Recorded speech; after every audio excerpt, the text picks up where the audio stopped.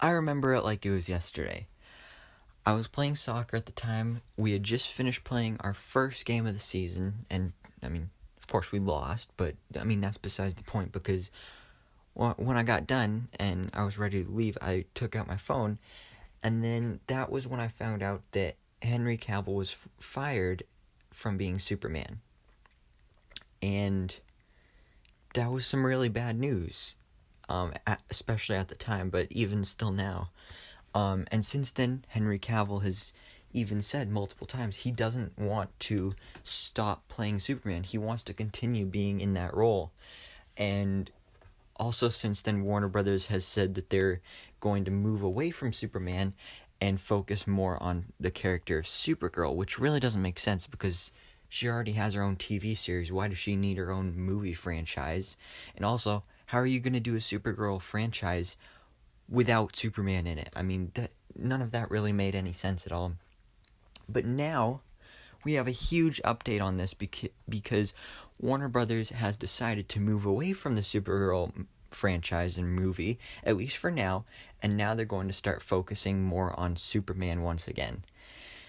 So this possibly means that we could see Henry Cavill return to the role, because if they recast him, that would honestly be stupid, because a lot of people, like myself, think that he's the best Superman in live action, because he's just so good. He just fits the role perfectly, and the best part is that he loves playing that character as much as we love seeing him play that character. So it would be great to see him continue in this role, and we're not sure where this character is going to continue his story throughout the movies. I'm assuming it would be like Man of Steel 2 or something like that, and maybe might even feature Brainiac as the villain, because that Brainiac was supposed to be the villain in the Supergirl movie. But now that that's not happening, what you could do is they could have Brainiac as the villain of Man of Steel 2, because they clearly want to use Brainiac. And then since they wanted to use Supergirl as well, then you can have Supergirl in Man of Steel 2, and that'd be a great way to do a comeback for Superman. Especially after that tease with him at the end of Shazam. I think it was in the post-credit scene where you just saw Superman from like the shoulder, from the head down, so you didn't see his head, because that was actually just Henry Cavill's stuntman. So they teased it, and you literally see it right here on screen. But yeah, so they teased that, so we better see him again in this role, and I really hope that we do. And it's all there for them. Just take their plans for the Supergirl movie and then put it into a Man of Steel 2 with Henry Cavill back as Superman, and that's like the perfect idea. Maybe even throw in a little Lex Luthor. I know a lot of people don't really like Jesse Eisenberg's Lex Luthor, but they can always recast, like maybe Michael Rosenbaum. That would be perfect. But I don't know if they would actually do that, though.